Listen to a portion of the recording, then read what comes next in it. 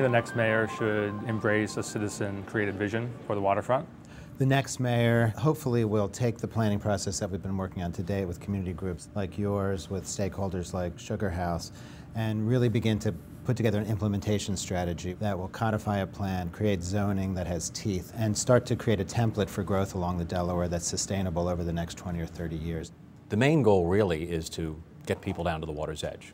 And I think there's a wide variety of uses, potentially, whether it's casinos or parks or perhaps some retail or whatever else there may be, but there needs to be a mix. I would hope that the casino industry eventually comes to the conclusion that it'd be better to identify sites that are located outside of residential neighborhoods, because I think we need to raise the expectation for what's going to happen on the riverfront. A large part of the inertia around developing the waterfront is that it's wildly expensive for someone to go first.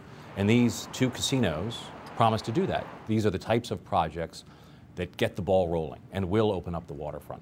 I would create land use guidelines. I'd bring the street grid across these sites so they break down the scale of what are 22 or some acre sites into smaller parcels to make sure that parking is underground or hidden so that it's not visible and it does not dominate the landscape. We'd make sure that retail, commercial, and other uses kind of ring this site. So it really is put the city back. I think we need to take a step back from the brink and look at how we deal with development in the city.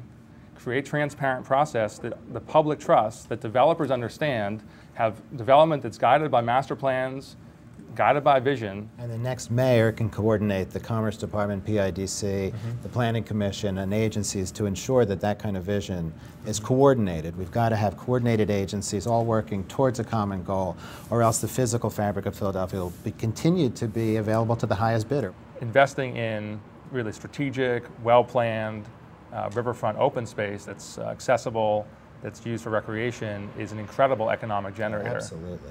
That's what the next mayor can do. He can say, I'm going to go down to Washington and talk to our congressional delegation. We're going to begin to build a case for sinking 95. We're going to create sort of the long-term vision while we're making immediate steps to create parks every 2,000 feet and really integrate this back into the life of the city. The next mayor can do that. You know, as someone who lives on the street grid right near the riverfront, I'd love to see that street grid continue along the riverfront.